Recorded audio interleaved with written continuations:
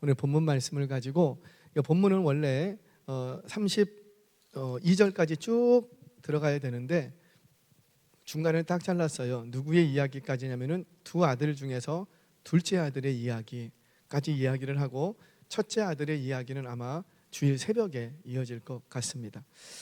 제가 여러분들, 오늘은 제가 조금 이제 오늘은 신방이 오후에 없어서 그래서 이제 설교를 준비하는데 조금 더 시간이 있었겠지요. 그래서 여러분들에게 좋은 설교 소스 그림을 하나 보여드릴게요. 자, 한번 첫 번째 이미지 띄워주시겠습니까? 첫 번째 이미지 제가 보내드렸는데, 네. 자, 이게 렘브란트라는 네덜란드의 화가의 그림입니다. 1606년부터 1666년까지 네덜란드 역사상 가장 유명한 실력 있는 화가라고 평가가 되어 있죠. 이 렘브란트는 우리가 보통 렘브란트라고 부르는데, 이 렘브란트는 빛의 마술사 이런 별명이 붙어 있습니다. 그래서 대조를 통해서, 명암 대조를 통해서 그림을 극대화, 의미를 극대화하는 어떤 그런 스타일의 그림을 그려요. 여기도 보면 어디가 환하고 어디가 어둡죠? 그렇죠. 앞에 동그라미 크게 친 부분, 그러니까 아마도 여기는 아버지이실 거예요. 고대의 자주색 옷을 입으면 굉장히 고위에 있는 임금들이나 개선 장군들이나 입는 것이 바로 저 자줏빛 망토 같은 겉옷이었습니다. 근데 겉옷을 자줏빛은 누가 입고 있어요? 몇 명이 입고 있어요? 2명. 그러면 이쪽에 계신 분은 아마 좀 나이 드신 분은 아버지일 것 같고, 뻘쭘히 서 있는 사람은 아들일 것 같죠. 큰 놈이래요. 큰 놈이고, 무릎 꿇고 있는 건 작은 놈. 그런 것 같아요. 여러분들 제가 보이실까 모르겠는데, 제가 저 밑에 뒤에 동그라미를 하나 젖혀놨어요. 저기 뭐 흐릿흐릿하게 보이는 거 보이세요? 그래서 이게 명암을 이용한 거예요. 그래서 하인들입니다. 전체 하인들과, 제가 보기 때는 저 뒤에가 하인이라고 하는데, 제가 볼 때는 사단 마귀인 것 같아. 마귀. 이 작은 아들을 붙들고 있던 마귀가 이제는 작은 아들이 자기의 품을 떠나서 누구에게로 간 거예요? 그렇죠? 어둠 가운데서 빛 가운데로 온 거예요. 이 렘브란트는 젊은 나이에 크게 성공합니다. 젊은 나이에. 그리고 그 큰 성공으로 인하여서 방탕한 생활을 합니다. 그러다가 그 자기 아내와 외아들이 있었는데, 이 자기 아내와 외아들이 죽어버려요. 그러면서 가지고 있던 재산도 모두 탕진해 버리게 됩니다. 그리고 말년에 자기가 회개하고 하나님 앞에 돌아오는 거예요. 근데 돌아와서 딱 보니 누가복음 15장에 있는 이 탕자의 모습이 누구의 모습이었고, 마침 자기 자신의 모습이었던 거예요. 자신의 지난날에 방탕했던 세월들을 회개하면서 하나님께 돌아온 자기 자신의 고백, 이것이 바로 누가복음 15장에 있었던 탕자의 모습과 겹쳤던 겁니다. 여기 지금 옆에 보시면은 그림을 좀 설명해 드릴게요. 앉아 있고 저기 기둥 뒤에 이렇게 서 있지요. 아마 이들은 이제 청직이라든지 집안의 하인들, 그 다음에 또는 손님들, 이렇게 보시면 이해하면 쉬울 것 같습니다. 자, 두 번째 사진을 한번 보여드릴게요. 제가 돌아온 탕자만 딱 지금 이렇게 해놨어요. 자, 렘브란트가 그린 돌아온 탕자의 모습입니다. 그의 모습은 어떠냐면, 일단 옷차림이 굉장히 허름합니다. 겨우겨우 가릴 것만 가리고 있는 그런 모습이에요. 그리고 신발이 보이십니까, 여러분? 잘 보이시죠? 그 신발이 거의 닳아서 바닥에 붙어 있는, 아무것도 없는 거의 맨발로 다니는 수준의 그런 신을 신고 다닙니다. 자, 그리고 머리를 보면은 어떤 머리예요? 이게 삭발을 한 건지 아니면 고생을 많이 해서 머리카락이 다 빠졌는지 삭발의 모습으로 나옵니다. 그러니까 이에 처참한 현실을 이 그림 한 장에서 다 보여주고 있지요.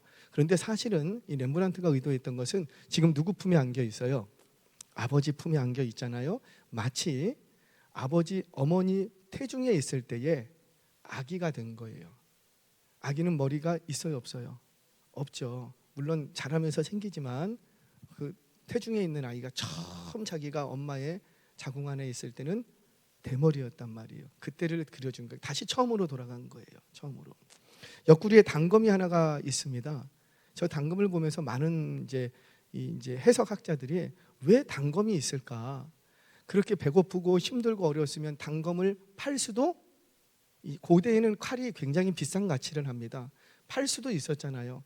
근데 이는 쥐엄 열매를 먹는 아주 극단적인 비참한 가난 속에 빠지면서도 뭐는 안 판 거예요? 단검은 안 판 거예요. 그게 뭐였는가? 바로 이 단검은 아버지가 주신 거예요. 그래서 마지막 순간까지도 아버지가 주신 이 증표를 포기하지 않습니다. 여러분, 누가 하나님께 돌아올 수 있는가? 그래요. 어떤 절망적인 상황이고 어떤 망령된 방탕한 삶을 살서라도 끝까지 아버지와의 관계, 아버지의 그 끈을 붙들고 있는 사람은 하나님 앞에 돌아올 기회가 있는 거예요. 아멘 하세요. 자, 이제 세 번째 사진 한번 보여주시겠습니까? 이번 제가 큰아들과 그 옆에 있는 회중들을 좀 표시를 해놨어요. 이 큰아들은 아버지와 똑같은 옷을 입고 있습니다. 그렇죠? 그런데 지금 아버지는 이 작은 아들을 이제 맞이하기 위해서 이렇게 웅크리고 있는데 큰아들은 어떻게 하고 있어요? 거의 위풍당당하게 다 서 있죠. 그런데 마치 뭐 대제사장쯤 되는 것 같아.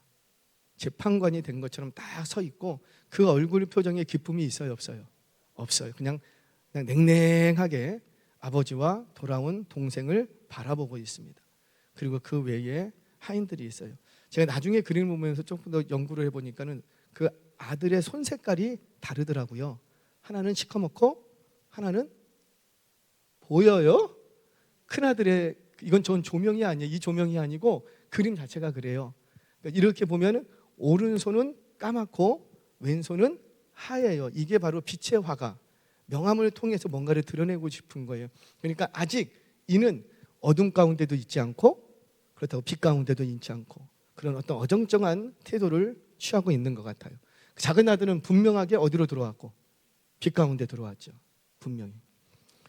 자, 이제 네 번째 사진을 한번 좀 보여주시겠습니까? 제가 아버지의 손을 좀 보려고 그래요. 자, 아버지의 손에 딱 위에 얹혀져 있는데 거기에 빛이 찬란하게 비치죠. 찬란하게. 그 등 뒤를 돌아온 탕자를 부드럽게 안고 있는 아버지의 어떤 자상한 모습을 보여주고 계십니다. 이곳에 빛이 비춰집니다. 바로 이 빛은 화해와 용서 그리고 치유를 상징하는 빛이에요. 그런데 이 손도 아버지의 손이 양쪽이 다르게 그림이 그려졌어요. 여러분들이 보시기에 뭐라 그래요? 왼손은 누구의 손 같아요? 남자 손이에요, 여자 손이에요? 왼쪽 여자 손, 오른쪽. 뭐가 다르죠? 이거는 뭘 보여주냐면 그 하나님 안에는 어머니와 같은 자애로움과 따뜻함과 사랑과 긍휼도 있지만 하나님 안에는 공의와 진리를 지키시려고 하는 어떤 단호하신 그런 하나님도, 아버지 같은 하나님도 계시더라는 거예요. 자, 이제 마지막 하나 더 사진을 보여줄게요. 보여주시겠어요? 아버지의 눈이에요. 근데 좀 아버지의 눈이 좀 이상하지 않습니까? 아들은 자기 발밑에 있는데 아버지의 시선은 어디예요? 뭔가 다른 곳을 보고 있죠. 그리고 한쪽 눈은 거의 감겼어요. 이게 뭘 상징하냐면 시각 장애인 분들이 이거 이해가 돼요. 시력을 잃어버린 거예요. 시력을 상실합니다. 그래서 아들을 봐야 되는데 아들을 못 보는 거예요. 그리고 뭘로 확인하냐면 손으로 자기 품에 있는 것으로 확인을 합니다. 왜 이렇게 아버지의 눈을 이렇게 그렸을까?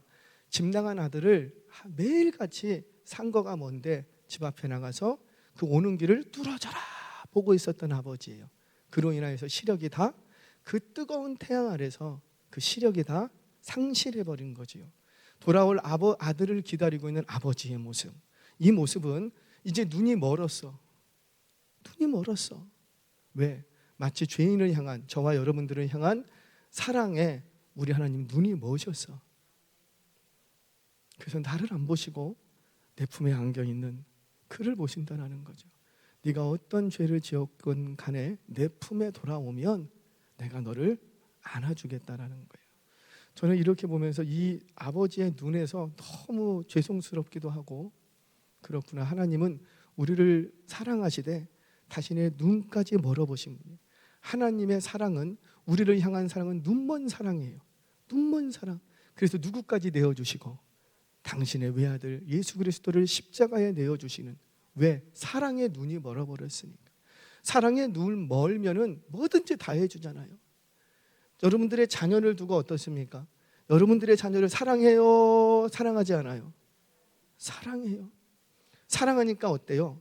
아무리 왼수 같고 아무리 내 속을 썩이고 아무리 뭐 공부를 잘하든 못하든 해도 이 아이를 사랑하니까 어때? 그 사랑에 눈이 멀어서 그냥 다 이뻐 보여. 저는 어머니가 이제 신병 교육대에서 이제 퇴소식을 할 때에 이제 신병들이 쫙 연병장에 서 있습니다. 다 머리를 빵빵 밀고 똑같은 그 옷을 입고 하이바라 그래서 철모를 딱 쓰고 다 서 있어요. 그런데 그 많은 연병장에 있는 그 신병들을 이렇게 볼 때 세상에나 그 멀리서도 자기 자식은 알아본대. 그걸 어떻게 알아봐요? 한번 보내보세요. 자기 자식은 알아본대. 왜? 누구만 보이는 거예요? 자식만. 저는 정말 신기했어요. 그 아이가 태어나면은 이제 그 뭡니까? 아기 이제 신생아실 딱 이렇게 있잖아요. 응애하고 울면 나는 다 똑같이 들리는데 애기 엄마는 다르게 들리대. 이게 내 애가 우는지 안 우는지 그걸 안돼요. 알아요, 진짜? 거짓말이었구나. 진짜 알아요? 안 돼. 그래서 내 애가 우는지 남의 애가 우는지 그 신생아실에서 같이 응애 거리는데 밖에 있다가도 가다가도 내 애가 우는 소리를 안 돼요. 뭐 때문에 그래요? 사랑하니까. 그게 핏줄이라는 거죠. 그게 피부치라는 거죠. 왜 우리 옛날에 그 뭡니까? 이상가족 상봉할 때 그때 보면 많이 느꼈죠. 60년, 뭐 50년, 40년, 30년 만에 만났어요. 그럼에도 딱 보는 순간 뭐가 느껴져요, 안 느껴져요? 느껴진대. 뭐 때문에 그래요? 핏줄이라는 거예요. 내 핏줄, 내 사랑이라는 거예요.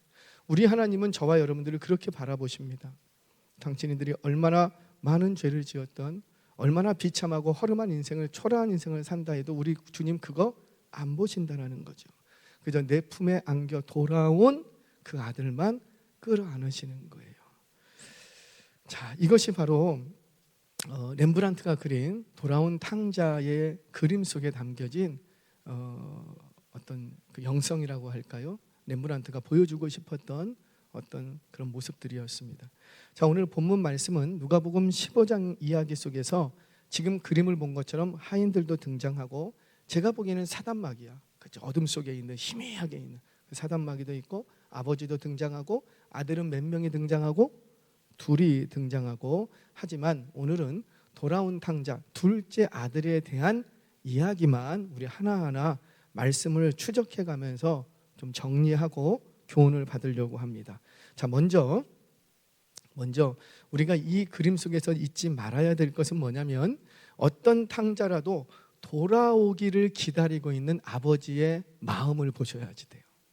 아, 이 탕자가 돌아왔다. 그것 이전에 그 돌아올 탕자를 기다리고 있는 그 사랑과 긍휼과 자비가 많으신 그 하나님의 아버지의 마음, 눈이 멀도록 그 뜨거운 떼약볕 밑에서 눈이 다 시력을 잃도록 아들이 돌아올 길을 바라보고 있는 그 아버지의 마음을 먼저 이해를 하셔야지 돼요. 자, 그리고 이 그림 속에는 두 명의 탕자가 그려지는데 한 탕자는 돌아온 탕자고 한 탕자는 아직 돌아오지 않은 탕자예요. 이 두 명의 탕자가 이 그림 속에 있다는 것을 잊지 마시기 바랍니다. 자, 그러면 누가 탕자인가? 누가 탕자예요? 집 나가면 탕자예요? 그러면 집 안에 있는 탕자는?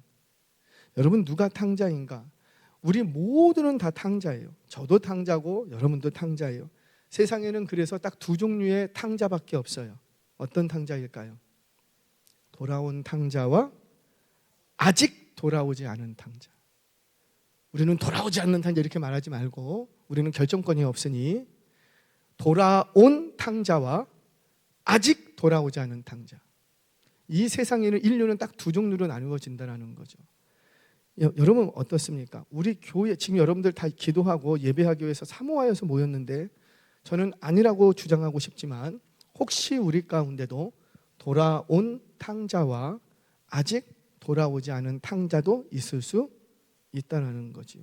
그러면 누가 탕자인가라고 했을 때 누가 탕자예요? 그래요. 둘의 공통점이 있어요. 둘의 공통점은 아버지의 영향력을 벗어났다는 거죠. 아버지에게 영향받기가 싫어하는 거예요.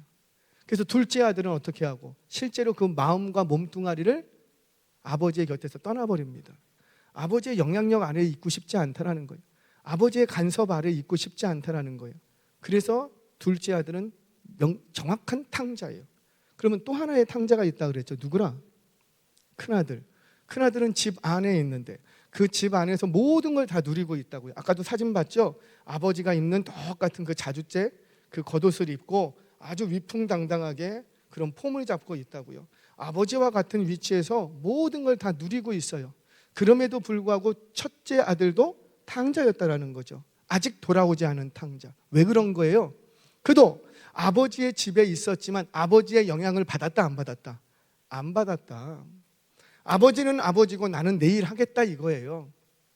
그가 열심히 이야기들을 보면 열심히 논밭에 나가서 일합니다. 왜 그런 거예요? 아버지를 위해서요? 아니면 자신을 위해서요? 아버지의 재산이 많아지면 그건 다 누구 건데? 내 거. 그러니 아버지의 집 아래서 그 모든 혜택을 다 누리면서도 그는 아버지의 말씀에, 아버지의 마음에 영향을 받았다 안 받았다? 안 받았다라는 거죠. 여러분 기억하세요.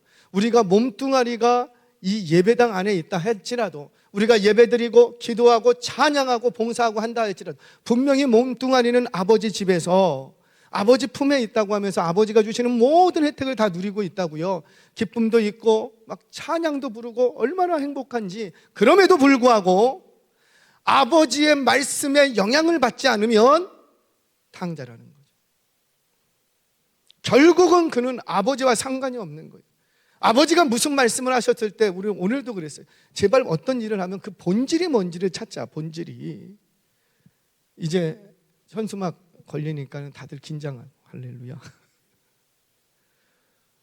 몇 명 작정하자. 몇 명 작정 데려오는 거 말고. 데려오는 거 말고 몇 명? 작정을 할 수 있지 않냐는 거예요. 작정 1000명 하는 거 어려워요 쉬워요? 쉬워.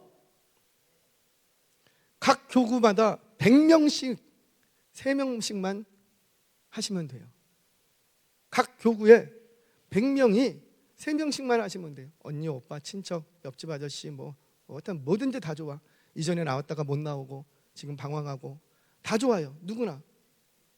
그렇게 하면 몇 명? 세 교구에 100명이 3명씩 하면 계산이 안 되니까 가난한 거. 900명. 그러면 나머지 100명은 누가 하고? 청년. 할렐루야. 작정이라도 해보자는 거죠. 작정이라도. 왜 작정을 하자는 거예요? 여러분 그 작정해갖고 안 들어오면 제가 뭐라고 합니까? 벌금 묻습니까? 다음부터 그렇게 하려면 신앙생활 하지 마시라. 제가 그래요? 아니에요. 작정함으로써 이런 행사를, 이런 어떤 이벤트를 준비하는 이유가 뭔데? 영혼에 대한 마음은 갖자라는 거예요. 마음. 저희가 1000명 작정한다고 1000명 다 옵니까? 올 줄로 믿습니다. 믿음은 좋아. 근데 냉정하게 봤을 때 물론 하나님이 역사하시면 얼마든지 1000명이 뭐야? 10,000명도 되지. 그러나 우리가 1000명 작정한다고 1000명 다 올 거라고 저는 사실은 생각하지 않아요. 그런데 중요한 건 뭐예요? 우리가 그 영혼을 가슴에 품고 기도하기 시작했다는 거예요. 오늘 기도해서 이번에 안 와도 괜찮다니까요. 그런데 제발 기도하는 건 계속 하자라는 거죠. 그 기도가 눈물이 차고 그 영혼이 내 가슴에 들어오면 그때부터 역사가 일어납니다. 그 영혼이 내 가슴에 안 들어오면 아무리 여기다 데려다 모셔놔도요 역사 안 일어나요. 그 영혼이 내 가슴에 들어와야 돼요. 그래서 뭐 하자고? 작정이라도 하자고. 작정하면 그때부터 어떻게 하고? 그때부터 어떻게 하고? 그렇죠. 그 영혼의 이름을 부르면서 그 영혼이 생명책에게 기록되기 전에 내 가슴에 기록되도록 계속 그 이름이 내 안에 들어오면 여러분들 아침에 눈을 딱 뜨자마자 누구부터 생각나는지를 보시면 그분 속에 누가 있는지 알아요. 여러분들이 기도의 자리에서 어떤 단어가 많이 나오는지를 살짝 들어보세요. 그러면 그분 속에 뭐가 있는지 알아요. 우리의 기도의 자리에서 항상 떠나지 않는 한 단어가 있어요. 누구예요? 이놈의 자식. 이놈의 자식. 왜? 자녀를 사랑해. 이 자녀는 항상 내 가슴 속에 떠나지 않아. 그러니까 우리는 입만 열면 항상 먼저 튀어나오는 게 내 속에 있는 게 튀어나온다. 내 속에 나오는 게. 저와 여러분들 작정하시기 바랍니다. 목사님, 저희 교구에서는 100명이 작정하기 어려워요. 괜찮아요. 한 명이 하세요. 각 교구마다 한 명씩 몇 명? 300명. 제가 언젠가 말씀드렸죠. 제가 한번 초청하고 싶어요. 그분 돌아가셨는지. 인천 주안 장로교회가 있습니다. 그 교회도 뭐 10,000명 성도 출석 인원이 그렇게 되는 성도예요. 그래서 물었어요. 개척하시고 어떻게 10,000명 성도를 이뤘습니까? 하나님의 은혜였다고. 그러면서 하시는 얘기가 어떻게 전도하셨는지 그 전도의 어떤 좀 알려주시라고 그 스피릿을 좀 흘려주시라고 물어봤더니 살짝 얘기해. 10,000명 전도하는데 한 명이면 충분하더라. 한 명. 그 교회 권사님이 계시는데 그 권사님이 10,000명 데려왔어요. 한 명. 주야장창 혼자 돌아다니시고. 그래서 그 동네에서는 소문이 났어요. 그 인천 주안장로 교회 주변에 있는 아파트들에는 소문이 났어요. 누가 이사를 딱 오잖아요. 그럼 누가 제일 먼저 올까요? 경비 아저씨가 먼저 와요. 그 얘기를 해준대요. 조금 있으면 어떤 할머니가 올 텐데 그냥 그 말 들으세요. 그러니까 이게 참 재밌는 게 하나님의 역사죠.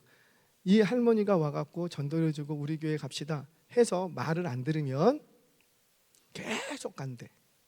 계속 아침 저녁으로 간대. 그러니까 딱 방식은 2가지밖에 없대. 그게 싫으면 다시 이사 가든지 아니면 교회를 가든지. 이건 제 얘기가 아니고 그 교회 얘기예요. 그 교회. 한 명이면 충분하답니다. 한 명이면. 여러분, 이게 거짓말 같습니까? 빌리 그레엄 목사님이 한국에 와서 수십만 명을 몰아넣고 설교 한 편 했습니다. 그때 몇 명이 회심을 한 줄 아세요? 그 하루에 그 자리에서 10,000명이 예수 믿겠다고 결진했어요.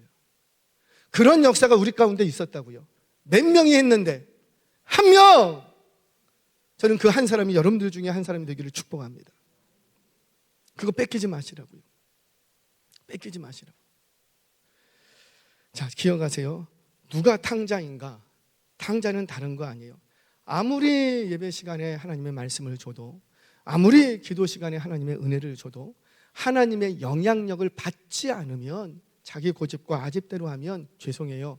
교회 안에 있어도 그는 아직 탕자인 거예요.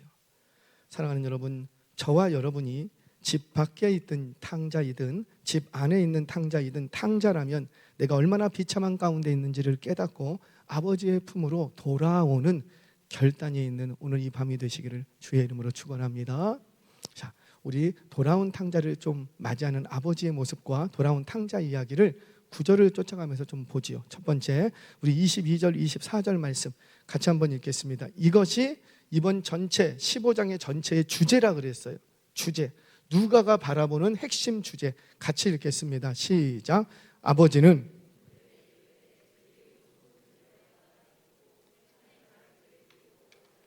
신기라. 그리고 살찐 송아지를 끌어다가 잡으라. 우리가 먹고 즐기자. 즐기자. 이 내 아들은 죽었다가 다시 살아났으니 내가 잃었다가 다시 얻었노라 하니 그들이 즐거워하더라. 지금 누가 즐거워해요? 돌아온 탕자를 딱 보고 누가 즐거워해요? 일단 아버지 굉장히 죽었다 살아났으니까 내가 죽었다 살아났다 너무 기쁘다 너무 기쁘다. 그랬더니 또 누가 또 기쁘대요? 그렇죠. 그들은 누구예요?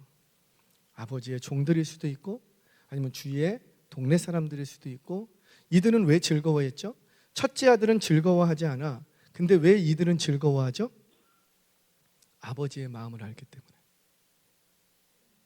아버지의 마음을 아는 자가 기쁨이 있습니다. 아버지의 마음을 모르면 아무리 많은 풍요로운 혜택을 누리고 은총을 누린다 해도 그거 기쁨되지 않고 은혜가 되지 않아요. 그런데 아버지의 마음을 아는 자녀는 아무리 작은 걸 줬어도 아무리 하찮게 보이는 것이라도 그거를 받아들였을 때 내 안에서 뭐가 일어나고 기쁘다라는 거죠. 왜냐하면 그게 많고 적으면 문제가 아니라 뭘 알아버렸기 때문에. 마음. 청년들이요, 연애를 합니다. 할렐루야. 근데 청년 시절에 남자친구가 이렇게 선물을 줬어요. 그 선물 또 물어보면 안 되겠지. 선물 받았어요. 선물 받았는데 집 받았죠. 38평 뭐 아파트 받았죠. 선물로 그런 거 줘버리잖아. 페라리 막 그냥 줘버리죠. 안 줘요? 그런 것도 안 주는 남자친구가 사귀지도 마. 그런 거 안 받아도, 뭐만 받아도 세상에 꽃 따갖고 꽃반지 해주면 그게 그렇게 좋대. 뭐 때문에 그러죠? 마음을 알았으니까. 마음을 아니까는 마음을 아는 사람이 기쁜 거. 아무리 38평, 50평, 100평 펜트하우스를 줘도 그 주는 사람의 마음을 모르면 기쁨이 있을까요, 없을까요? 없어. 이거 받아갖고 어떻게 팔아먹지? 그런 생각만 하죠. 이제 이 남자한테 어떻게 뺏어먹을까? 그 생각만 하죠. 이 남자를 기뻐하지 않는 거예요. 뭐를 기뻐하는 거예요? 100평 펜트하우스를 기뻐하는 거지. 사랑하는 여러분, 바로 그거라는 거예요. 그거. 누가 아버지의 기쁨에 참여하고 함께 즐거워할 수 있는가? 아버지의 마음을 아는 사람이 기뻐하더라는 거예요. 저는 제가 압니다. 이거 이번 주에 선포할 거예요. 몇 명 작정? 1000명. 1000명 작정하면은 다 얼굴이 어두워져. 알아요. 근데 누구는 밝아. 왜 밝을까요? 나는 1000명을 할 수 있으니까 밝을까요? 저는 알아요. 여러분들은 못해요. 근데 누가 기뻐할 수 있느냐? 뭐 때문에? 누구의 마음을 아니까. 그래요. 목사의 마음을 아는 사람은 하나님 아버지의 마음을 아는 사람은 기뻐. 이번이 기회구나. 이번이 기회구나. 그런데 하나님 아버지의 마음을 모르면 아이고 목사님 또 무슨 1000명이야 미쳤나 봐. 걔 막 부담이 되고 막 어찌할 바를 모르고 그 집부터 교회 안 나오고 숨고 싶고 막 저 보면은 제가 그럴 거야. 1000명 뭐 1000명 가야지. 근데 그 말 할까 막 피해가고. 왜 그러는 거예요? 누구의 마음을 모르니까. 그래요. 아버지의 마음. 목사가 왜 그러는지 목사의 마음도 모르고 아버지의 마음이 모르면 못한다. 전들 뭐 1000명 이거 하고 싶어서 하겠습니까? 저는 안다니까요. 다 부담스러워해요. 솔직히 말하는 저도 부담스러워. 그런데도 왜 할까요? 아버지의 마음이기 때문에. 아버지의 마음을 알기 때문에. 아버지. 우리 여기 자녀들이 있어요. 은재야 공부 잘하지? 대답이 없어. 우리 아이들이 1등 나 1등 한다. 할렐루야. 없어요. 그러니까 너 1등도 하지 말 때 공부도 하지 마. 그래요? 근데 우리는 뭐에 기뻐요? 1등을 못 하더라도 엄마 아빠의 마음을 알고 열심히 하는 척이라도 해야지. 그러면은 그 아이 이쁨 받을까요? 안 받을까요? 받죠. 받죠. 우리 자녀들이 있으니까 제가 부모를 움직이는 방식 하나를 알려줄게요. 엄마, 제가 이번에 반드시 1등 할게. 그러니까 용돈 좀 줘. 미리 딜을 하는 거예요. 반드시 뭐 할 거라고요? 1등. 그러면 어떤 부모도 그래? 안 주는 부모 없어. 근데 꼭 1등을 못해도 다시 달라고 하지도 않아. 왜? 그게 부모의 마음이니까. 또 써먹지 말고 목사님을 가르쳐줘서 그러지 말고. 그러니까 아버지의 마음, 부모의 마음을 하면 1등을 못해도 부모는 기뻐요. 꼭 1등 해야지 여러분들이 기뻤습니까? 자녀를 키우시면서 꼭 좋은 데 취직돼야지만 기뻤습니까? 자녀를 키우면서. 자녀를 키우면서 보람 있고 가장 기뻤던 때가 언제예요? 내 마음을 알아줄 때. 바로 그것이 돌아온 탕자를 바라보고 있던 아버지의 마음이라는 거죠. 저와 여러분들이 이 마음이 있기를 바랍니다. 아멘이세요? 오늘 기도하셔야 돼요. 혹시라도 내 안에 그 마음이 없다면 오늘 달라고 기도하셔야 돼요. 아버지의 마음을 내게 주세요. 아버지의 마음을 내게 주세요. 그러면 달라집니다. 그러면 보는 게 달라집니다. 1명, 2명, 3명 이름 뭐야? 봐요. 이 아버지의 마음이 내 속에 오면 그때부터 사람을 돈으로 안 보고요. 사람을 기능으로 안 보고요. 그때부터 아버지의 마음이 오면은 사람을 뭘로 보고? 영혼으로 보기 시작합니다. 당신 영혼이 구원 받았습니까? 안 받았습니까? 그렇게 시점에서 본다라는 거죠. 저와 여러분들이 이 마음을 가지시기를 바랍니다. 그런 자들이 아버지의 잔치에서 함께 기뻐하는 거예요. 함께. 자, 우리 12절 한번 보죠. 우리 중심적인, 오늘 제가 작심을 했어요. 이 아버지 이 돌아온 탕자에 대해서 좀 말씀을 드릴게요. 자, 12절 같이 읽겠습니다. 시작. 그 둘째가 아버지에게 말하되 아버지여 재산 중에서 내게 돌아올 분깃을 내게 주소서 하는지라. 아버지가 그 살림을 각각 나누어 주었더니, 자, 여기서 여러분들의 마음을 두들기는 단어가 있을 거예요. 뭐가 제일 마음에 눈에 거슬립니까? 이게 성경 묵상이라는 거예요. 한 구절을 읽을 때 내 마음에 부딪혀서 자꾸 안 넘어가는 그 단어가 있어야 돼요. 자꾸 눈에 거슬려. 그게 뭐예요? 재산, 돌아올 분깃, 내게 주소서. 내게 주소서. 욕심쟁이들. 뭐예요? 살림을 뭐 했대요? 각각. 달라고는 누가 달라고 했는데? 둘째 아들. 그런데 나눠줄 때는 어떻게 나눠주고? 각각. 자, 아버지에게는 두 아들이 있었습니다. 둘째 아들이 뭐가 그렇게 불만인지 아버지에게 말하기를, 아버지를 볼 때마다 자신에게 돌아올 재산을 지금 계산해 달라고 했던 거예요. 유산 상속권을 청구했던 겁니다. 여러분 모르시는 건데, 고대 문헌이나 자료를 보면 이때 아버지는요, 오늘 본문을 보면 아무 말 하지 않고 그 살림을 어떻게 했대요? 각각 나누어 줬다 그래요. 여러분들 같으면은 유산 상속해달라는데 해줄 거예요, 안 해줄 거예요? 해줄 거예요, 안 해줄 거예요? 상속할 것도 없어요? 우리 같으면 안 해줘. 언제까지? 내가 늙어 죽기 전까지. 거기에 숨이 좀 넘어가야 그때 이제 해줄 거예요. 그런데 이 아버지는 어떻게 했다고 합니까? 아무 말 없이 그냥 해줬대요. 왜 해줬을까? 여기서부터 의문을 푸셔야지 돼요. 왜 이 아들이 못된 아들인 거 뻔한데 왜 그 못된 아들인 걸 알면서도 왜 아버지는 재산을 나누어 줬을까? 자, 왜 그랬냐면 두 가지 이유가 있어요. 하나는 고대 사회에서의 유산 상속에 대한 청구권은 자녀에게 있습니다. 그러니까 자녀는 아버지가 살아계실 때 내게 돌아올 분깃을 지금 주세요라고 청구할 수가 있어요. 그 청구의 권리는 자녀에게 있습니다. 하지만 사용의 권리는 없어요. 아버지가 죽고 나서야 그 사용의 권리가 넘어갑니다.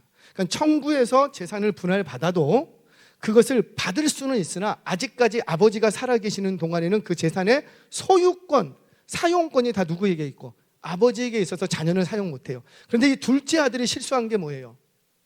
청구해서 받았어요. 받았더니 어떻게 했더라?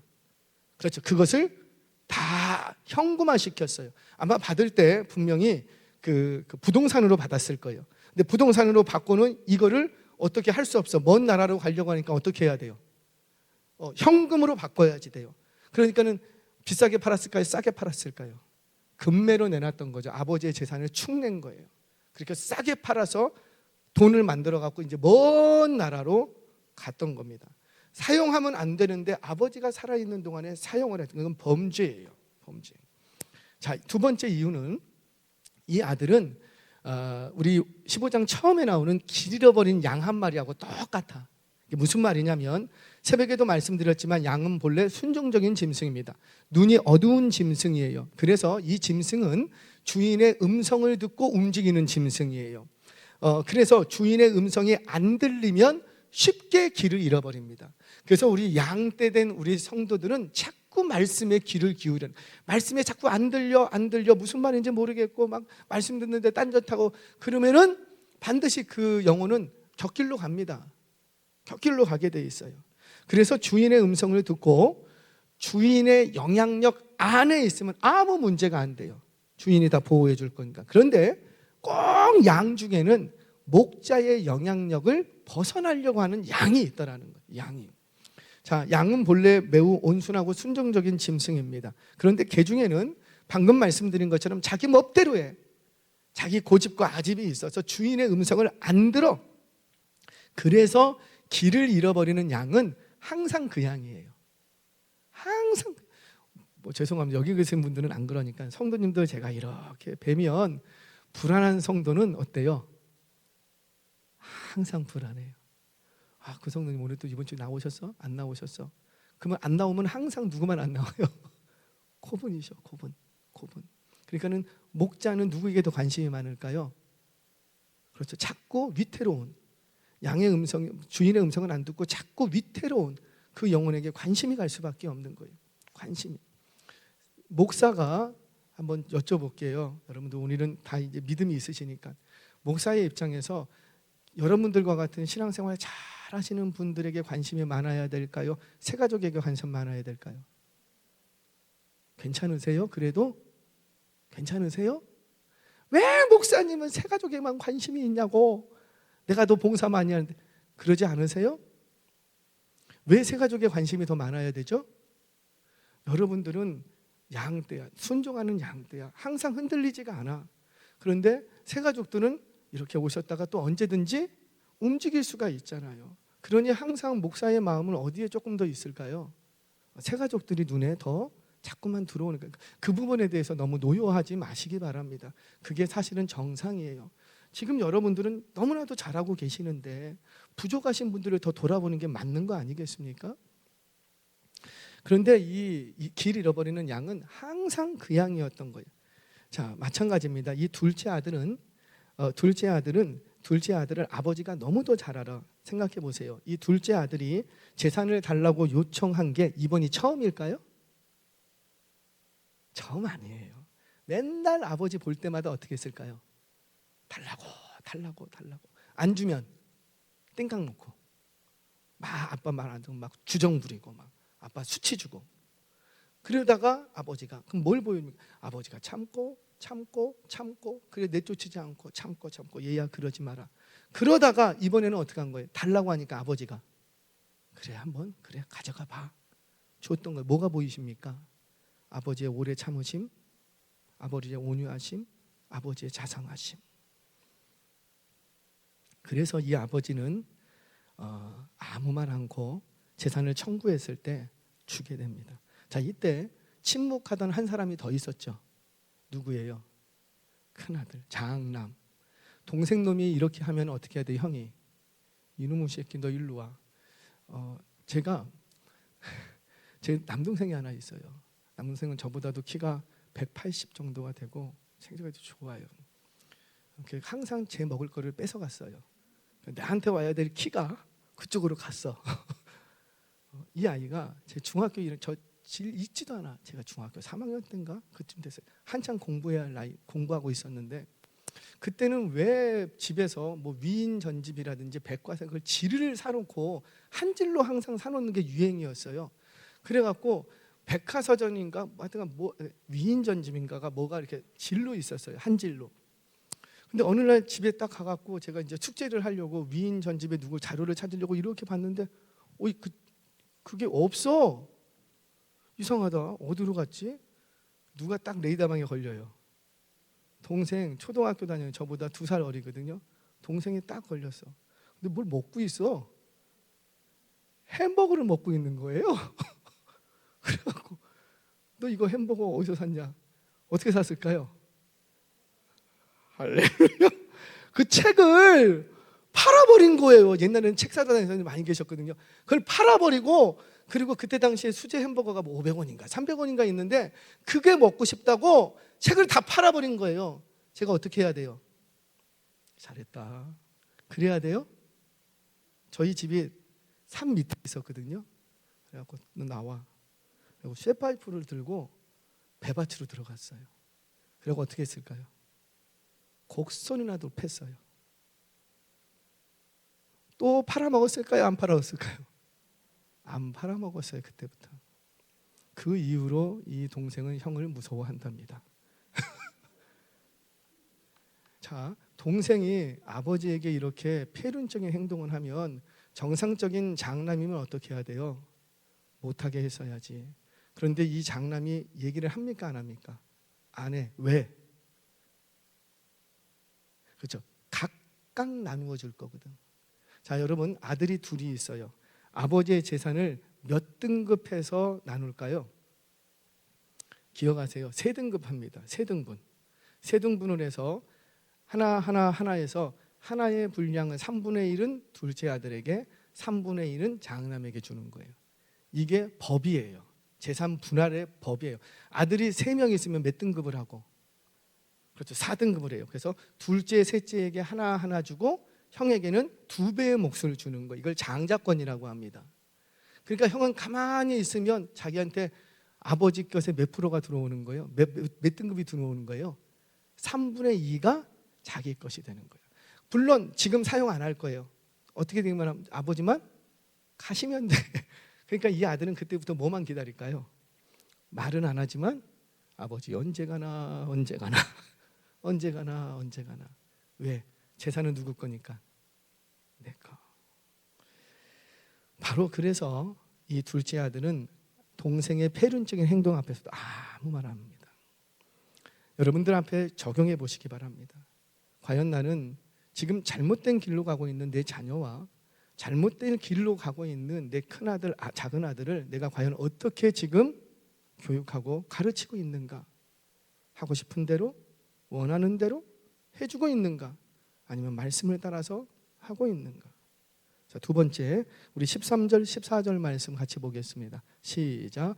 그 후 며칠이 안 되어 둘째 아들이 재물을 다 모아가지고 먼 나라에 다 가 거기서 허랑방탕하여 그 재산을 낭비하든지 다 없앤 후 그 나라에 크게 흉년이 들어 그가 비로소 궁핍한지라. 아멘. 여러분, 이 둘째가 얼마 안 있다가요, 그 동산으로 부동산을 현금화해갖고 먼 나라로 가버렸습니다. 자, 돈을 이용해서 아버지의 영향력을 벗어나고 싶었던 거죠. 여러분도 우리의 자녀들 중에 그런 자녀 있더라고요. 나 빨리 결혼해서 누구의 품을 벗어나겠다. 나 빨리 대학 들어가서 빨리 커서 나는 자취해야 되겠다. 그거는 건강한 생각 아니에요. 혹시 여러분들 가운데 그 생각을 갖고 있다면 그거는 건강한 생각 아니에요. 돈을 이용해서 아버지의 영향력, 부모님의 영향력을 떠나보겠다라는 거예요. 그럼 굉장히 잘못된 선택입니다. 어쩔 수 없이 떠나는 거는 어쩔 수 없는 거예요. 그런데 그렇게 하지 않아도 됨에도 불구하고 떠나려고 하는 것은 좋은 의도가 절대 아니라는 거죠. 자, 이 아들이 가지고 가서는요, 문제는 뭐가 됐냐면 이게 좀 잘 돈을 굴렸으면 별 문제가 없었을지도 몰라요. 이야기의 전개가 안 될 텐데 문제는 뭐였어요? 허랑방탕했다고요. 여러분, 돈을 쓴다고 해서 그 돈이 다 없어집니까? 투자를 잘하면, 돈을 잘 굴리면 돈은 없어지지 않아요. 그런데 뭐가 문제였던 거예요? 이 아들은 돈을 관리할 줄도 모르고 돈을 굴릴 줄도 모르고 오로지 그의 머릿속에는 뭐만 있고 먹고 마시고 즐기고 그냥 누가 뭐라 그러면 거기에 귀가 쪼르르륵 가서 투자하고 이런 방식이었다는 거죠. 그러니까 그의 삶이 준비가 되지 않았는데 엄청난 돈을 받은 거예요. 여러분, 삶이 준비되지 않고 엄청난 재산을 받으면 그것 허랑방탕하게 돼 있어요. 근데 준비된 사람한테는 많은 돈을 줘도 어떻게 될까요? 계속 늘리고 풍요롭게 만드는 거예요. 저는 우리 그리스도인들이, 우리 청년들이요, 물질에 대한, 재물에 대한 명확한 가치 기준을 가지시고 거기에 대해서 플랜이 있어야 된다고 봅니다. 막연하게 하나님 주실 거야, 그렇게 하지 마세요. 분명히 내 안에 재물에 대한 명확한 인식을 해야 돼요. 돈이 얼마나 무서운지, 돈이 얼마나 힘을 가지고 있는지를 명확히 아셔야 돼요. 그렇다고 해서 돈에 쩔쩔매면서 묶이는 삶을 살라는 것이 아니라 돈을 명확히 알고 하나님을 알고 그 모든 부와 귀가 누구에게 있는데? 하나님께 있는데 이 물질의 출처를 분명히 하고 그 물질을 주시는 분이 누군지를 분명히 알고 그렇다면 어디에 써야 될지를 분명히 내 안에 가치관을 갖고 있으면 하나님이 많이 주실 줄을 저는 믿습니다. 왜? 잘 써. 허랑방탕하지가 않아. 그러니 반드시 주시지. 저희 청년들이요, 지금부터 물질에 관한 이 분명한 기독교적인 가치관을 가지시고 그렇게 살아가시는 은혜가 있기를 주의 축복합니다. 허랑방탕했다는 것. 허랑방탕하니까 아무리 많아도 순식간에 다 탕진합니다. 자, 세 번째 15절에서 16절 말씀 같이 한번 읽게. 다 왔어요. 같이 읽겠습니다. 시작. 그래서 그 나라 백성 중 한 사람에게 붙여 사니 그가 그를 들로 보내어 돼지를 치게 하였는데 그가 돼지 먹는 쥐염 열매로 배를 채우고자 하되 주는 자가 없는지라. 아멘. 여러분, 우리 청년들, 우리 정말 우리 학생들도 기억하세요. 여러분들의 인생 속에도 쥐염 열매를 먹을 때가 옵니다. 안 왔으면 좋겠어요. 절대로 오면 안 돼요. 절대로 오면 안 돼요. 그런데 내 인생에 쥐염 열매를 먹어야 될 때가 올 수 있어요. 근데 쥐염 열매를 먹어야 될 때는 회개할 때입니다. 쥐염 열매를 내가 왜 먹어야 됩니까? 원망하고 불평하고 탄식하지 말고 쥐염 열매를 먹어야 되는 때가 오면 이제 내가 더 이상은 이러면 안 되겠다. 누구에게로 돌아가야 되겠다. 그렇죠. 아버지의 집으로 내가 돌아가야 될 때가 됐구나. 기회로 삼으시기 바랍니다. 기회. 그래서 고난의 사건은 기적의 사건이 되고 그 기적의 사건은 무슨 사건이 되고 구원의 사건이 되는 거예요. 아멘이세요?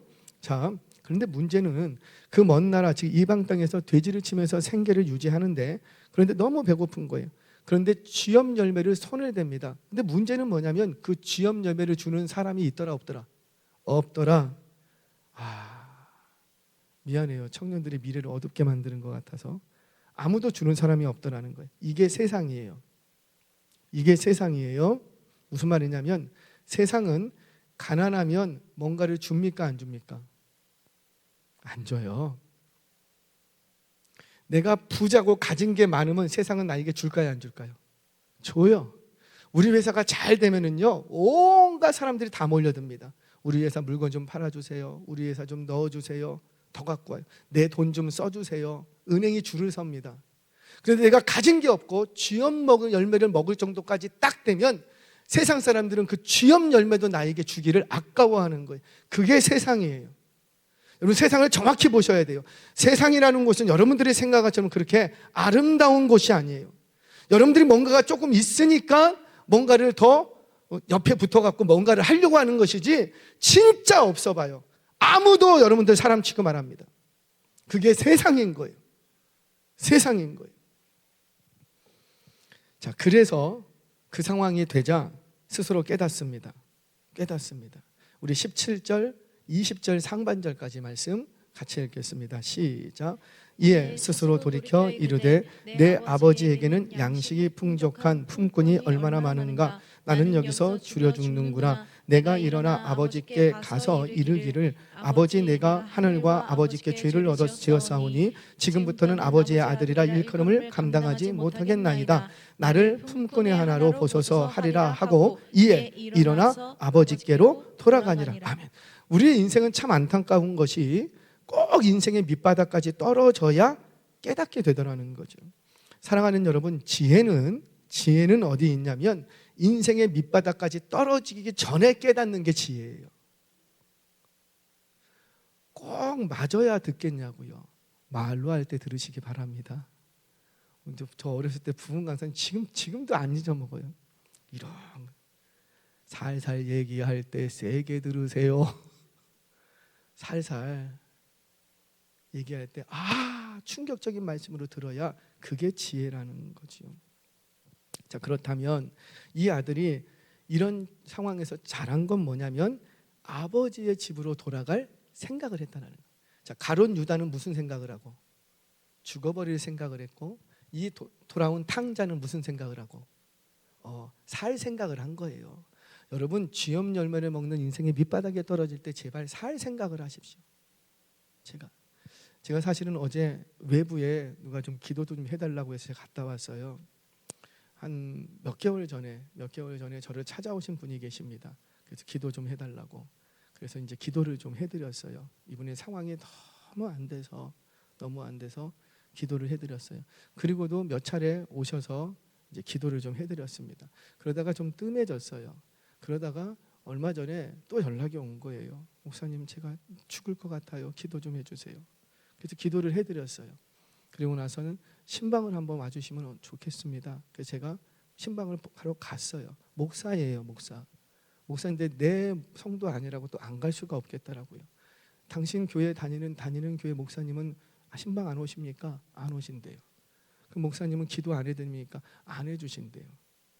그 교회가 나쁜 교회가 아니라 이름만 되면 좋은 교회예요. 저도 그쪽에 좋아해요. 근데 그 목사님의 목회 방침이 그런 거예요. 성도가 워낙 많아요. 워낙 많아요. 그래서 제가 갔어요. 화성에 있는 여기 어디에 갔어요. 갔는데 딱 가서 보니까 6개월 전에는 이 상태까지 아니었어요. 호리호리하고 그래도 총기가 있고 좀 튼실했어요. 근데 몇 개월 사이에 저를 마중 나오는데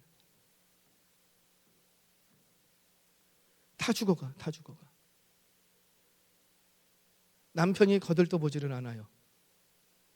죽어버리래요. 이혼해달라는 거예요. 그래서 지금 안 해주겠다. 하도 이혼해달라는, 안 해주겠다. 그러니까 이 아내가 방치가 됐어요. 그럼 방 한 칸에다가 이렇게 했는데 거기 안에서 이렇게 제가 기도하는데 머리가 하얘져 갖고요. 제대로 앉아 있지를 못해요. 서 있지를 못해요. 완전히 사람이 다 죽어가. 죽음의 냄새가 몰려오는데 사단 마귀가 그 마음을 꽉 붙들고 있어요. 여기에 불이 있대. 거기 더 이상은 제가 자세히 얘기 안 해요. 불이 있어요. 그래서 안수기도를 해달라는 거예요. 그래서 사모하고 저하고 가서 안수기도를 하고. 근데 시간에 또 안수기도를 했더니만 또 헐떡이 또 잘 일어나서 다니셔. 여러분 반드시 기억하십시오. 여러분 그 상황 속에서 어떤 생각을 하느냐가 그 인생을 바꾸는 거예요. 죽을 생각을 하면 죽을 수밖에 없어요. 그래서 이혼해달라고 절대 이혼하지 마세요. 건강 회복하고 나서 이혼해 주세요. 지금 이 상황에서 이혼하면 누구만 좋을까요? 냉정하게. 안 됩니다. 절대 해주지 마세요. 그리고 자매님이 회복되고 나서 그때 하세요. 회복되고 나서. 목사 입에서 살라는 말은 못하겠고 그 현장에 가서 제가 보니까 참 그래도 용서하고 사세요. 근데 그 말은 못하겠고 지금은 안 됩니다. 회복되고 나서 생각하세요. 그래서 무조건 살 생각만 하라 그랬어요. 무조건 살 생각. 용기를 주고 기도해주고 돌아왔어요. 여러분 지금 이 탕자는 그런 죽음의 밑바닥의 상황에서 죽을 생각을 한 게 아니고 무슨 생각을 했다고요? 살 생각했어요. 자, 그러면 여기서 결론이에요. 어떻게 이 탕자는 살 생각을 했을까요? 객기예요? 왜 어떻게 아버지의 마음을 맞아요. 왜 아버지의 집으로 돌아갈 용기를 냈을까요? 이 둘째 아들은 아버지가 어떤 분인지를 알아. 아버지가 어떤 분인 줄 알아. 여러분들 5달란트, 2달란트, 1달란트의 비율을 기억하십니까? 그 1달란트 받은 그 종이 악한 종이고 게으른 종이라는 그 책망을 들어야 됐던 이유가 뭐였을까요? 이 1달란트 받은 종은 주인의 마음을 알아요, 몰라요? 몰라. 당신은 굳은 자이나이다. 그러니까 율법적인 사람이라는 거예요. 법밖에 모르고. 당신은 굳은 사람인 걸 내가 아나이다. 그래서 네가 나를 그따위로 봤냐? 그래서 책망한 거예요. 그런데 이 둘째 돌아온 탕자는 그 상황 속에 있어도 누구를 제대로 알고 있었어요? 아버지가 어떤 분인지를 알아. 그래서 이 아들이 생각하기에 내가 지금 이 모양이고 아버지에게 수치를 주고 아버지의 재산을 축내고 내가 정말 죽어 마땅하지만 그래도 내가 아버지께로 돌아가면 아버지는 나를 맞아줘. 제대로 알았던 거죠. 제대로. 여러분들 하나님을 아는 지식을 가지라. 그 지식으로 인해서 우리가 살 길이 열리는 거예요. 알 때 바로 알아야 되는 거예요. 이 둘째 아들은 아버지를 제대로 알았어요. 그런데 그 둘째 아들이 돌아와서도 불구하고 그걸 기쁨 삼지 못했던 첫째 아들 왜 이렇게 하는 거예요? 누구를 몰라요. 아버지하고 같이 살고 있지만 아버지를 몰라.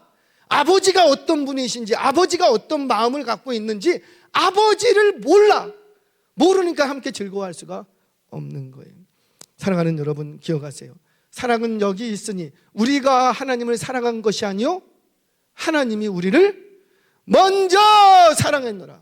아멘이세요? 당신의 하나뿐이 없는 외아들까지 그렇게 십자가에 내어주면서 당신이 우리를 얼마나 사랑하는지를 보여주셨어요. 나는 이런 사람이야. 나는 이런 존재야. 나는 너를 위해서라면 내가 뭐든지 다 줄 수 있어. 하나님 나라의 그 모든 기업을 내가 너에게 줄 수 있어. 네가 잘해서 주는 게 아니라 네가 나를 알고 내 마음을 좀 이해하고 지금이라도 돌아오면 내가 주겠다는 거예요. 그런데 왜 안 오냐고. 왜? 뭐 때문에 그래요? 아버지를 몰라. 교회 안에 있는 아직 아버지 품으로 돌아오지. 몸뚱아리는 교회 안에 있고 예배의 자리에 있는데, 몸뚱아리는 예배의 자리에 있는데 그렇게 예배를 드려도 아버지가 어떤 분인지를 몰라. 왜? 관심이 없으니까. 직분에 관심이 있고, 누가 나를 박수 쳐주는 데 관심이 있고, 내 기도 응답 받는 데만 관심이 있고, 항상 그 입에서 나오는 건 내 처자식들 잘 되는 거에 관심이 있고, 아버지의 마음이, 아버지의 시선이 어디로 가는지를 몰라. 그러니까 돌아오지 않는 거예요. 근데 언제 돌아오느냐? 그거 다 거덜나야 돼. 제가 나쁜 목사는 아닙니다. 근데 기도하게 됩니다. 제발 저분 다리 몽둥이를 부러뜨려서 이제 오게 해주세요. 더 늦기 전에 가진 거 다 잃어버리고 온갖 수치 다 당하고 쥐염열매 먹을 때 돼서 돌아오지 않고 뭔가 남아있을 때, 뭔가 있을 때 그때 다리 몽둥이를 부러뜨리셔서 주 앞에 돌아오게 해주세요. 여러분들은 어떠십니까? 그 아버지의 사랑을 믿고 이제라도, 지금이라도 제발 아버지의 품으로, 아버지의 집으로 돌아가시기를 바랍니다. 이제 우리는 행복축제라는 초청잔치를 준비해요. 저는 정말 연례 행사가 되지 않았으면 좋겠어요. 이런 행사들을 통해서 아버지의 마음을 배워가시기를 바랍니다. 아버지의 마음을 품어가시기를 바랍니다. 그러면 나머지는 아버지가 하십니다. 이런 아버지의 마음이 저와 여러분들에게도 충만히 부어지기를 주의 이름으로 축원합니다.